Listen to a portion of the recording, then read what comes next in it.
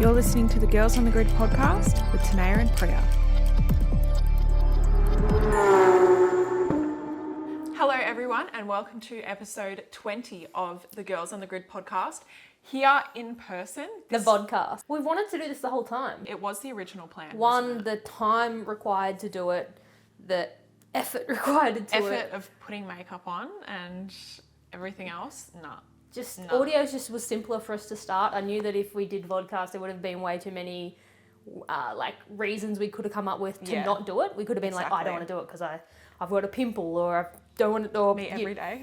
Priya, every reason. I'm like, Priya, come to me. She goes, no, I can't. I've got a pimple.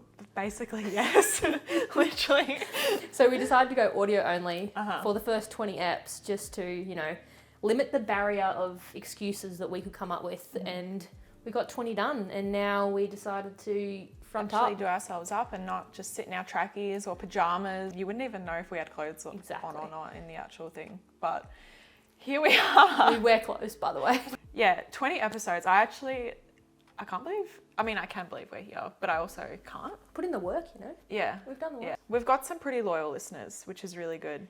And I think we have one loyal listener, and that's Grant Rowley. Yeah, he's our biggest And fan. Mandy McLeod. And Stephen Richards. I don't know if Steve Richards listens to much anymore. I think he's sick of my raving. Ouch. My dad was like... Ouch. My dad goes, I listened to Parked Up Plus just to hear you. And I'm like, Dad, I have my own podcast? He goes, I didn't know that. You're kidding. Oh my God. So I sometimes do the news segment on Parked Up Plus, and he'd listen to Parked Up Plus every week just in case he heard me. And I'm like, Dad, I have I have my own podcast that goes out an hour every week where you can listen to me. And he goes, wow. Every now and then I say to my parents, oh, have you listened to this week's pod? And they're like, no. Like, okay. Gutted. Thanks for the love, guys. Gutted. My mum listens every Monday morning. But yeah, I think it was Sydney, there's 4 rounds at Sydney last year. Oh, 4 rounds at Sydney. I can't even remember how it kind of came out. I remember being in the back of the car. Well, we did our road trip. We did our road trip to Sydney from Melbourne. We made a really good vlog. We vlogged that, and then we were like, hey, maybe we do something like this weekly. We're kind of funny. Can we just reminisce on that trip, actually? Because I don't want to. That was 4 Sydneys. Oh, we lived in Parramatta. We were in 2 Airbnbs. How cute was that Airbnb? It became our little house. That became a home. It was a house. Yeah. I remember when I got there, I was like, ew. We went out to the cemetery. We were like, it was overlooking the cemetery. Yeah. It was a long 4 weeks, and then we went back for round 1 this year, and I just had these major flashbacks, and I was like, I know, I feel like we're always at Sydney Motorsport Park. It's the only track we go to. When am I not at Sydney Motorsport Park? It was good. It gave us some inspiration, that kind of 4 weeks. Well, I think it was number 3 or something, and we were talking about Grassroots Racer podcast as an idea that has just gone live. Grant Rowley, who's the host of Parked Up, said, what about a girls podcast? And me and Priya were sitting back, and we're like, we love that idea. I feel like it took a little while to push. I think we were both a little bit like, holy shit, hang on, how do we go about this? That was October or November, and we launched our first ep in February. Because I remember we aimed for the start of the year, I think. Did we? Yeah, we tried to. It was just a lot of planning and a lot of conceptualizing what we were going to talk about and how we were going to do it. Grant was like, oh, I've got Jess on next week. We're like, sweet, okay. Oh my God. I still feel very new to it. We are still really new to it. I sucked so hard. Yeah. We just had Romy before. Yeah, which you've already listened to because that was episode 19. So. And we were introing, and Tanea was just like, dude, you can't podcast. And I'm like, I was like, dude, you suck. I'm so bad. We're getting there. I edit out all Priya's bad bits for your listening enjoyment. Thank you. You're welcome. You make me sound good, at least. I try. This feels so weird. Actually, no, I like being on camera. I feel like it's... just channeling my inner Jess Yates. Yeah. I keep doing weird things with my lips and my... And I'm really worried about my feet being in it because I don't have socks or shoes on.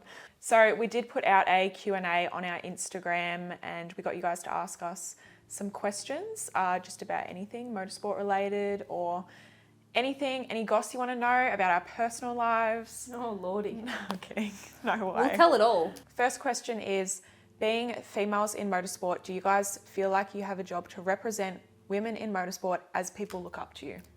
The idea of that is terrifying That's a really good question. That scares, as well. the thought of that scares the crap out of me. Yeah. But I just play it real. Like, I'm just myself 100% of the time. If you see me on a Sunday night, I'm probably going to be having a good time. If you see me on a Saturday morning, I'm 120% work mode. So I just keep it real. Definitely nothing fake. Like, I don't say that motorsport is easier than it is, or that it's better than it is, or, you know, you don't kind of just keep it real, really. And the people that are passionate about it will understand. Yeah, it's fun, but it is the complete definition of the concept of work hard, play hard. Yeah, for sure. Like, it's just work hard, play hard. That's what we do. And yeah, I just keep it real. Everything you see from me is 100% me.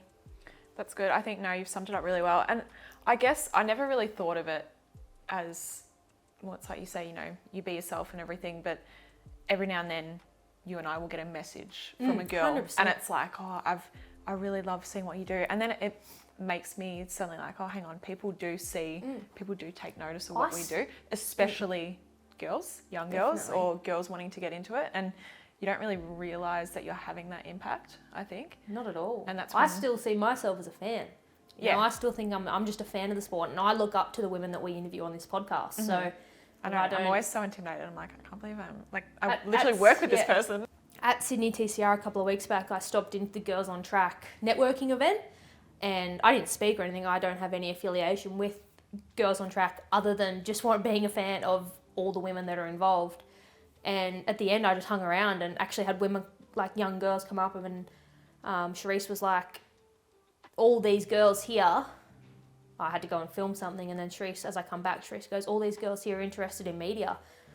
What can you tell them? And then I just went on this big spiel about the same stuff we talk about on this podcast. It's hard work, but it is worth every single bit of hard work. That's just it. You know, it's hard, but it's worth every bit of blood, sweat and tears to get involved. But I think obviously anyone who's interested in this sport has a passion for it, but you've got to love it. You've got to love car racing and have the passion for it, because at the end of the day, we're all here literally just for these big metal things to go really fast on a racetrack. 100%. For what? Just to be fastest. Like, when you think of it, it's so pointless.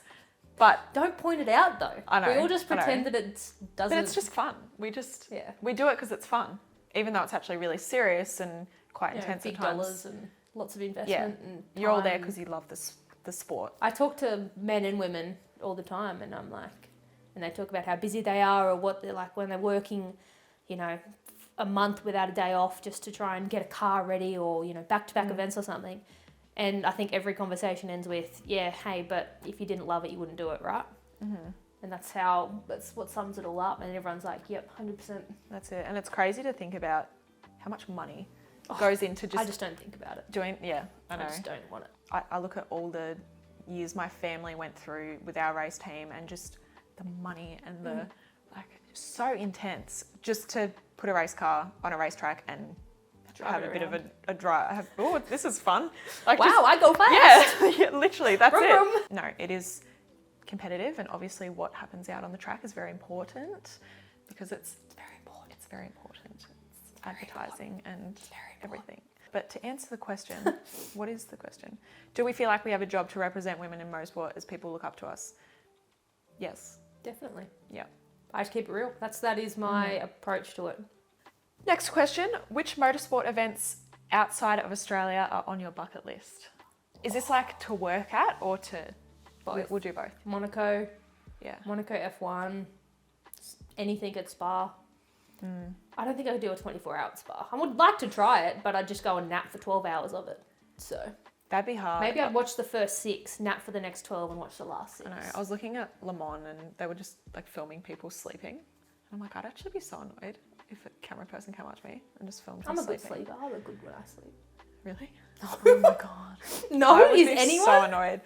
I think as a fan, like, I dream of the idea of literally just traveling around with F1 and just sitting around and drinking Indy wine. 500 is a bucket list for sure. Oh yeah, 100%. Shout out to Amber O'Keefe, who literally just travels around and Living works my dream. works Oh, with some my God. LMP2 teams. Her partner did really well. Yeah, they were Le Mans. Yeah. Le Mans. Le Mans. Le Mans. Oh, is it? James Allen. He's an Australian. Yeah. It's really cool. He's got really Ringwood Mazda on the side of his car, doesn't he? That's cool. That's so random that Ringwood Mazda is just like over in Europe. I find that so cool. As a fan, Monaco, Indy 500, they're the top of the list for sure. Le Mans, Spa, all that. But just to work in Europe or even working in IndyCar would be awesome, to be honest. That'd be really cool. Would you ever do a workshop/shadow day where aspiring photographers can follow and learn? If there is ever an event that my calendar is not back to back to back, definitely. It's definitely something that I want to do. I mean, a workshop is probably more realistic than a shadow day, only because if you've seen me at the track, I'm just, It's pretty non-stop. There's been, Charlie Bullis has run a couple of careers with Gears meetups, and I have usually walked past them or ran past them on my way to film someone else, and I just usually pop my head in and say, hello, I'm chock-a-block, I've got to go. And that's hard, but that's the reality of racetracks. So it's the reality of what we do, and a workshop away from the track is probably... Could do it even on a test day. You'd be able to learn heaps on a test day. If you've ever worked for Network R, you have worked for Network R, and good luck finding a spare second. Yeah, no, exactly. I think, look, it'd be really cool. I like the idea of a workshop away from the track, for sure. That would be really cool. I think at a racetrack would just be insane, and especially when you've got clients to tend to. And they obviously always have to come first because they're paying clients. Yeah, so. Exactly. But you never know. We would love to. We'd love to explore it. How did you both get your jobs? I got my job after 4 or 5 years of volunteering as both a pit lane official and a production runner. I was lucky that I was young enough that for the majority of it, my parents sort of, I was only 15, 16, 17, so I still lived at home and kind of got to ride on the coattails of being young. And then my first year in Melbourne, did some more volunteering, volunteered at Winton, Ipswich, Sandown, a couple of different rounds for the Supercars media team, and then got a job with GRM after meeting Sally Parkinson at the AusX Open. And that's how I got my job. Worked for GRM for 2018, 2019. GRM left the Supercars at the end of 2019, and then 2020, whatever that happened. 2021, I started working for Network R, and that is what I do at pretty much all events, and then day to day I run McLeod Media. So lots of hard work, a 6-year process to get to where we are now, I guess. And you've done I still think I'm at the beginning. I still feel like such a rookie. It's always going to feel like that, yeah. But no, you're doing a great job. Thanks. And you still motivate me daily. So how'd you get your job, Priya? All right, so I like this story. I enjoy her telling this. So I was lucky enough that my family just happened to have a racing team, and I just happened to have an interest in cameras and filming everything. I've gone through this story in episode 1 if you've listened to it. I had horses. I just filmed the shit out of my horses and everything that I did. And then obviously on the race weekends, kind of at the start, it was just kind of Dad's job. It was just whatever. And then decided to start being creative on the weekends that I had to be dragged along to the racetrack, and I started making some videos for the team. And then eventually I was like, okay, no, this is actually really fun, and I actually really enjoy the racing and the kind of story that I could tell. And then so Dad, kind of when social media content started becoming a real thing, that's when I was like, that's when Dad said, all right, we'll start making some videos. And then I did that. And then one day I see this chick running around the track with a camera. And I was really, I used to see all the boys with the cameras and everything that worked for all the different teams. And I was just, it terrified me. It's very thought of just going up to them and being like, so what do you do? That was scary. But I saw Tanea and I'm like, oh, okay, here's a chick. She doesn't look too scary. So I did some stalking and found her on Instagram. And she DM'd me and said, hey, you slid at Bathurst? Into the DMs. Of course I'm at Bathurst. Yeah, and then we met because I was camping and It's 2018. it was at night and we literally just got on our bikes and rode around. That was so fun. Through pit lane. And we just talked and I was just like asking all these questions and it was really cool. And then that was it. Look at us now. Look at us now. And then Priya come and work for me for about a year and a bit. Mm-hmm. And then she worked for Network R for a little while and now she's gone off to the big time. I had a chat to Neil Crompton at the start of the year and... So proud of you. Oh, thanks. It's been really good and I can't thank Tanea enough. Can I say? Yeah, that's Tanea and Grant for the opportunities they've given me. And yeah, getting to work for Airtime for Neil is really cool as well. But it's kind of crazy how it's come full circle doing the whole podcast thing as well. Definitely. Probably an area I didn't expect that I would be in, but here we are and we're doing it and it's happening right now. From a day in the office to a day at the track, what does a day in your life look like for you both? A day in the office, away from the track, I guess. I work from home. I have my own little office upstairs in the townhouse. I live in Melbourne, and day to day kind of, I don't know, I don't want to sound like I'd take it for granted or anything, but as my own boss, I get to sort of wake up whenever I want. Get up, have some breakfast. Depending on how busy I am, I start my day somewhere between 9 and 10 o'clock. But yeah, honestly, and then just work on whatever's on my to-do list. It changes daily. Every single day is different. But honestly, I don't spend a whole lot of time at home. I have a roommate who I don't see very often, and she's like, cool, I actually get to see you for an hour or two because I live a crazy life, and most of the time I'm at racetracks. At a racetrack, it depends where we are, but usually get up 6 or 7, either get some breakfast on the way or roll to the track. Get there about 8, depends on where we're staying, how far we are from the track. And then it's go, go, go, go pretty much until about 6 or 7 o'clock at night. It's pre-category, so supercars, Porsche, whatever's there on a weekend. Filming drivers getting in. Usually when the races are on, that's like my downtime. Filming drivers getting in the car, out of the car, and then editing and delivering. We do lots of daily stuff now because reels are so popular. And yeah, Sundays are big because we've got to deliver all the end of weekend edits and a bit of social media management, lots of photography, lots of videography, lots of editing. Crazy. And then usually a plane home somewhere. Mm-hmm. That's me. No day is ever the same. Literally no day is ever the same. No. And it can range from, well, for me, it ranges from either a full day in the office, just head down editing all day, and whether that's editing a video or a podcast as well. I'm doing the Supercars podcast, just so you guys know. No, I'm not going to. But then, it can also be actually going out and doing shoots with Porsche or Supercars, anything. What else? Test days. And then obviously at the racetrack, that can be really early starts, or it can be, it depends on the weekend. But yeah, traveling, getting to the track, filming, you basically summed it up. But yeah, you're welcome. Thanks. Just making my job easier. We pretty much do the exact same job, just different companies. Mm-hmm. Do you guys always see yourselves working in motorsport? Yeah. Mm-hmm. I do.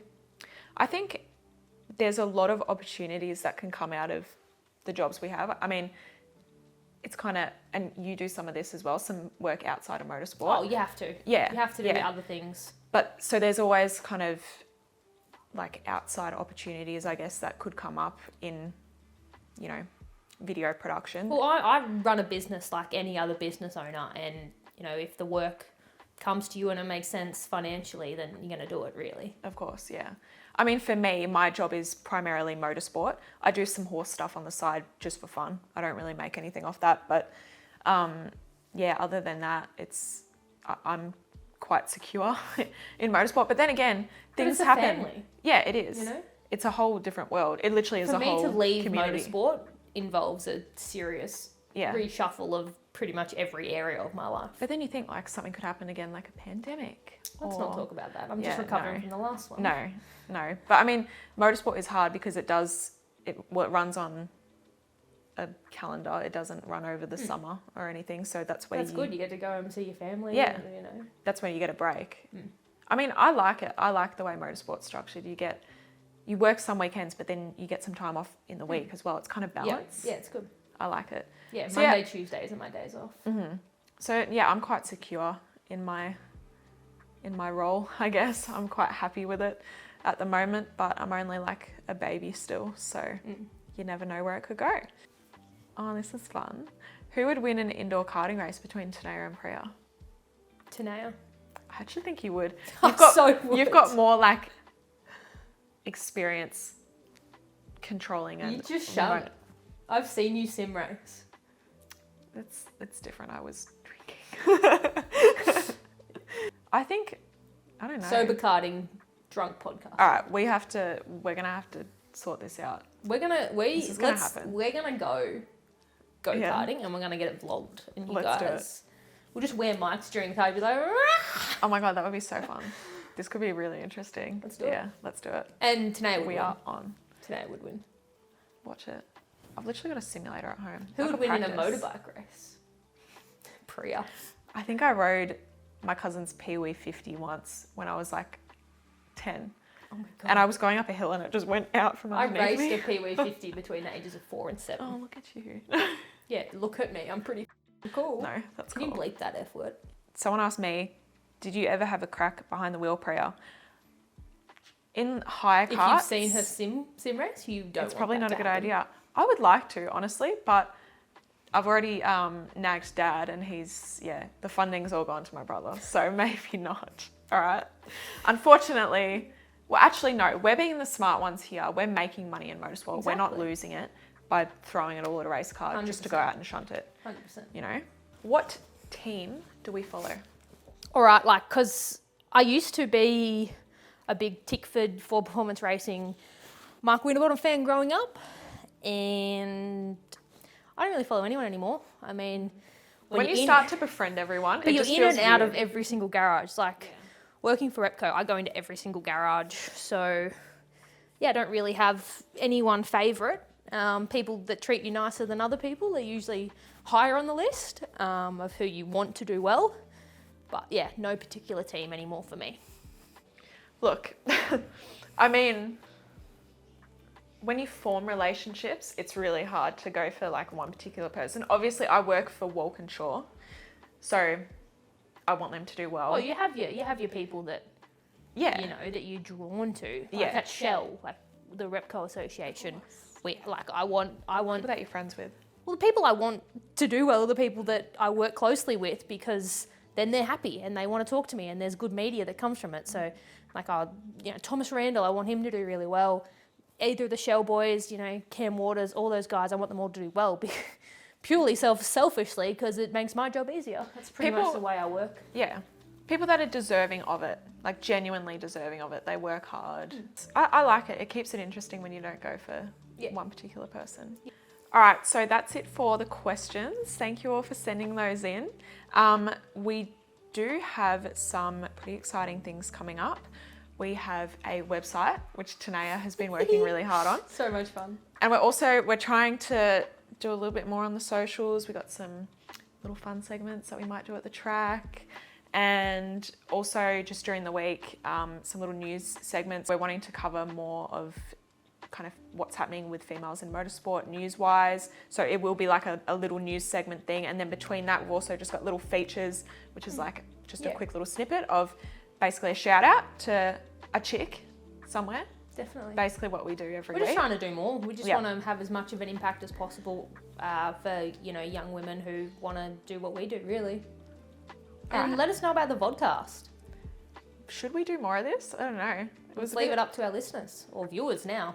That weird viewers. It feels different when you're in person.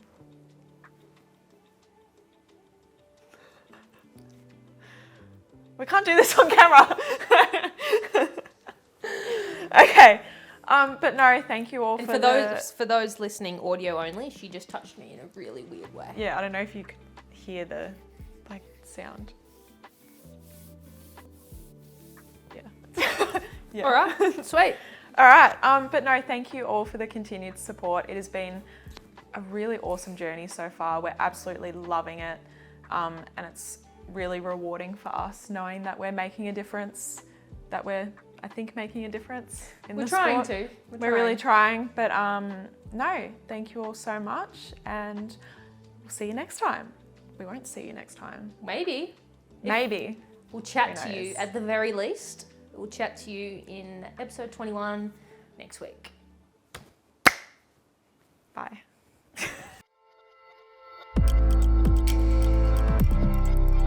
You've just listened to another Network R production.